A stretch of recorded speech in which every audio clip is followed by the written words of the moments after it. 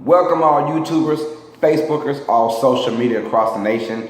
Uneducated Network on YouTube presents Uneducated Sports Talk. I'm your host, Carlos Clayton. Before we get started, please like, subscribe, share, and comment to Uneducated Network to where you can see my show, Uneducated Sports Talk, and many other shows on this channel. It is more than just a YouTube channel. It is a way of life. Uneducated Network, if you haven't, please like and subscribe to it. Do it right now, because we got a lot of good things coming on. So before we get into our news for sports, I want to give a big shout out to my cousin Desmond Gratney. He is the founder of Coward's Creation, where they make Yetis and shirts and all kind of good stuff for you guys. Any kind of a shirt, hats, pants, or whatever you want, sweaters. Who wears sweaters these days? I don't even know. But anything that you want, he can put a creation on your shirt or design for you guys. He made me my very own Yeti with the Uneducated Sports Talk logo, with Uneducated Network on there. You know how we do it, man. So shout out to Desmond Gratney. He's under Coward's Creation. That's Coward spelled C-O-W-A-R-D-Z. Coward's Creation. So please, you can go on Facebook, Twitter, Instagram, all that at Coward's Creation. Check that out, man. Desmond Gratney, thank you for this wonderful Yeti. And if you want one, go to Coward's Creation. You can follow him on Twitter, Facebook, or Instagram. He's all over the place. Desmond Gratney, that is my cousin. He's doing this thing. So once again, thank you for my very own Yeti. Yeah. Uneducated Network, Uneducated Sports Talk. That's pretty cool. So yeah, Coward's Creation, yeah, guys. Check that out, man. So I'm going to keep this to the side right here. Just right there. Look at that pretty mouth. That's kind of based off my mouth. But anyways, like I said, welcome to Uneducated Sports Talk. I'm your host, Carlos Clayton. We got some news. Let's talk a little bit of NFL first. Then we'll probably get our way into something else. We'll find out. Maybe a little basketball, right? But NBA news. Ezekiel Elliott, it's just breaking news. He's officially going to not appeal anymore. He's going to face his 6-week ban and face it head on, get it out the way. I've been saying this for the longest. He should have did that, man, a month ago, to where you can give his team a chance. We all saw without Ezekiel Elliott and without Tyron Smith, the Cowboys looked very dreadful. It didn't look good. And Dak Prescott, like I said before, was running for his life. If you haven't seen my last episode, I broke down all of Week 10's action. But anyways, in this episode, we're talking to Cowboys and how Zeke is going to appeal for the rest of his games. And I think it's the 6 games, I'm pretty sure. And which means if he missed Week 10, 11, 12, 13, 14, 15, he can come back for Week 16, the last 2 games. And hopefully, the Cowboys are in somewhat playoff contention, because the way they are going, if the Eagles win this game and say the Cowboys lose, or if the Eagles win regardless, the Eagles still have probably a 4-game winning streak, or a 4-game lead, over the Cowboys with about 5 games to go in the season. And that's not a good look or a good recipe for the Dallas Cowboys if they want to win a division, because we all know this NFC right now, it is stacked right now. Wild card teams are 7-3. That tells you how stacked this conference is right now. And the Cowboys can ill afford this. But Ezekiel Elliott, do I understand what happened? Was I there? No. Obviously I wasn't there. And I don't know what he did and all that. But the NFL, there wasn't even a guilty or not guilty verdict yet for this. And the NFL just put it down like, we're not going to play and we're going to do our own suspension. And I didn't get that. I didn't like that one bit. But what can you say, right? But if I was Zeke, I would have did this early, get it out the way, because with Ezekiel Elliott and a healthy offensive line, I think the Cowboys are the best team in the NFL, in my opinion. That's what I believe. But if Zeke can't play, and if Tyron Smith is still, that's the left tackle for the Dallas Cowboys, and we all saw what happened when he was out, poor Dak Prescott. If those guys can't play, you might as well call it for them, because the wild card is going to be deep. The NFC South is going to be deep. We know that, with Atlanta, Carolina, and New Orleans doing their thing. And then we know that the Eagles are going to be there. And, of course, NFC North going to have somebody in the NFC West that's going to have at least one team in there. So pick your poison, maybe even two teams for NFC West. Maybe two teams in NFC North. I don't know. But the Cowboys are in trouble now. Ezekiel Elliott went back to week 16. By that time, Dallas' fate might be decided already. We're going to keep it in the NFC East and stick with the football Giants. They are 1-9 and they're done already. And it's been a bad season for Bob Mcadoo and Eli Manning and gang. I feel bad for Eli because I just don't want to see him go all like this. But I do get a feeling this is his last year or his last hoorah, and this is pretty much over with. Yes, they lost every single great person on that team you could think of, from Brandon Marshall to Odell Beckham Jr. These guys have lost a lot of talent already. And Eli Manning was having trouble with those guys already in the lineup. Now they're out. And it's been trouble. And you know it's bad when the San Francisco 49ers come in and get a victory over the Giants. And that's probably sums up their season right there. But Bob McAdoo, he basically said, we've been playing like crap. We are horrible. But on the bright side, I'm excited for the last 7 games of the season. I'm like, all right, brother, here we go. My opinion on Bob McAdoo, Eli Manning, I think, unfortunately, they are both gone. If one person had to stay, I think it's Eli Manning who will stay, just because he's been the cornerstone of this franchise for over a decade. So I think it'll be him that's staying. But I really think both are going. I really think Eli's going to go somewhere else, or he might even call it a career. I'm not sure, because I don't see Eli being a cornerstone for another team. You know, if you get what I'm saying, I don't think Eli will go into another team and just change their fortunes around. That's not his skill set, in my opinion. Bob McAdoo, I think he's just completely done. He's lost his team. He lost his team a long time ago, and I think he's just done. When you lose a team, it's unfair to the head coach because it's really up to the players to execute, and we all know about that. But Bob McAdoo, the way he came out, the way he made those harsh criticisms towards Eli about what was that, week 4, week 5.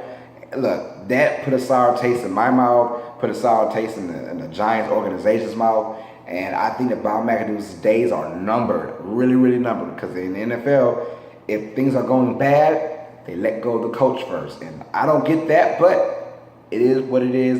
Bob McAdoo, my brother, you got to get out. You got to G out. I think Bob McAdoo was out as the Giants head coach. We'll talk about let's go ahead and talk about Liangelo Ball and the UCLA kids who are getting little sticky fingers in China of all places. Look, people steal every day from different places, different avenues, different things in life. But when I say different places, I meant the United States. One thing I know for a fact, when I go out of town or go out the country, I'm never taking anything I'm not supposed to, because those places can hold you captive for a long time. And I'm not trying to have that. I'm not going to Jamaica. I'm not going to China. I'm not going to Asia. Asia and China might be the same thing. But anyways, I'm not going overseas to Turkey, to England, London, England. I'm not going nowhere and taking none of their stuff, because they have different set rules for, stealing. The law is different. Let me just say that.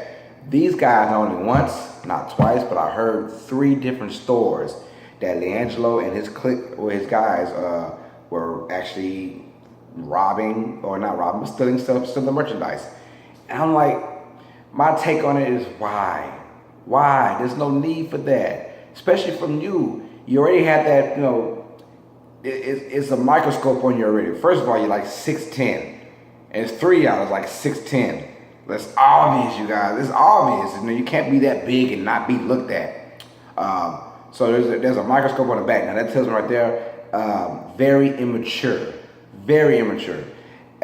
You don't go into China and steal from stores and be the tallest guys in the freaking building, the obvious guys, and then you're American. So people are really looking like, all right, these guys here what are they? I think they are ball players. Yeah, ball players, man. I don't know what's going on. Liangelo is that wasn't smart. Your brother just got a $33 million contract. If you want to steal some of his money.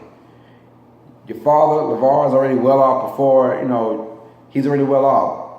ask for some money for him if you really wanted something, or you really wanted this iPad or whatever you were stealing. Like, I just don't get it. Well, anyway, the guys did come back from China. Thank you, I guess to Jesus for them for not being there. And people were saying they could be there for 3 to 10 years, something like that. And I know that they were nervous. And look, you did it on your own, face the consequences. Hopefully, these guys, and especially Liangelo with the target on his back, they learn from this mistake.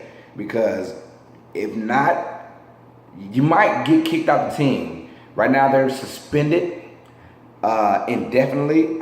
I don't know what that means, whether it's the first game or the first couple games or the first month of the season. I'm not sure what that means, but his draft prospect is shot real down. He wasn't getting drafted in the first round, in my opinion. Anyways, we've been seeing what Liangelo Ball has been doing. We'll talk about that in just a minute. But no one's going that high for Liangelo Ball. Just saying. But I wish them nothing but good luck and good fortunes for the rest of his college career, whether it's 1 year or 4 years. We'll see what goes on. So stop stealing, especially from out of town. Don't go in people's countries and steal. They don't like that. That's a no. They will go ahead and keep you captive next time. Speaking of excitement, right now I'm in the middle of watching the Philadelphia 76ers versus the Los Angeles Lakers. Liangelo Ball versus Ben Simmons. Yes, Ben Simmons is going to win Rookie of the Year. That's a no-brainer right there. Liangelo Ball coming off of a triple-double a couple of days ago, so he's kind of getting his hype, whatever. But, Liangelo Ball I'm watching this game and I'm like, Liangelo just doesn't belong in the same category as Ben Simmons. Ben Simmons is that good. 6'10", plays like a point guard, has great leaping ability, great mindset, great attitude, big, strong. Liangelo Ball, 6'6" as a point guard as well. He's a big point guard, but I'm seeing the differences. It's like Liangelo is just, it feels like if I was out there, and that's kind of being harsh. It's kind of being harsh, but it's like Liangelo doesn't really belong in this league, but then some days he'll get a triple-double. So it's kind of, he looks like he doesn't belong, and the next day he'll get a triple-double. I don't know what's going on with Liangelo. His attitude or his nonchalantness, that's a big part of it. It reminds me of a Derrick Rose kind of attitude, but Derrick Rose had the skills to back up his, mentality. He had the skills. Liangelo doesn't really have those skills. And we all thought coming in, he would be a Jason Kidd type. Even Jason Kidd himself said, me and Liangelo are two different people. But I figured he'll come on in and he'll set pick and rolls and he'll really be aggressive off those pick and rolls. And Liangelo just hasn't shown that at all this season. So am I worried? Yes, I'm a little worried for Liangelo. Not to the extremes like everyone's saying that he just doesn't belong in a league. But I'm saying sometimes it feels like, or it looks like he doesn't belong in certain games. And the next game, like I said, it'll give you a triple-double. So he was 1 assist away from triple-double earlier this year, and he got his triple-double.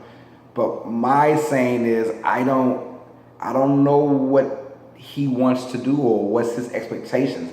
I know he wants to be great, but what does he expect in reality?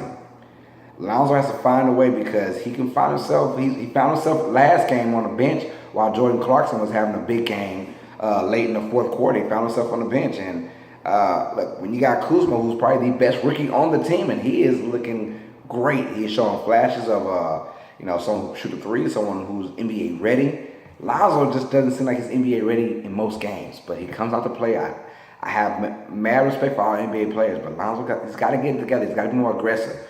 And he already has a lot of pressure on himself because of who he is, who his father is, and what his father says a lot. And he has to back up. He has to write checks that sometimes his father will never cash him because he's had to cash him himself because he's the one playing. But Liangelo got to get together. But I think that Ben Simmons is the best rookie out there. He's just ready, passing-wise, his vision, his physique, just the way he plays, his passion. The Sixers team is good too. For more NBA talk, check out In the Paint with Red, hosted by Devontae Roan, a.k.a. Red, and I'll be there as well as moderator. But we're going to go ahead and do that show in a couple of days, so be on the lookout for In the Paint with Red. With that being said, before we close, like I said one more time, shout out to Desmond Gradney, Cowards Creation. You can check that out on Twitter, Instagram, Facebook. Cowards, COWARDZ, Cowards Creation. Check him out to where you get your Yetis, or you can get you some fly gear or shirts or whatever you want to get. Check my man out for that, man. But please like, subscribe, and comment. How do you feel about Zeke? Did he wait too long to get to finally say, you know what, I want to be suspended, I'm not going to appeal? Do you think he waited too long? Let me know your thoughts and your comments on that situation going on, man. So, Uneducated Network on YouTube presents Uneducated Sports Talk, and I'm your host, Carlos Clayton. And as always, sports fans, you know what time it is. Stay smart, stay uneducated. Peace, and check out the cup. Ooh.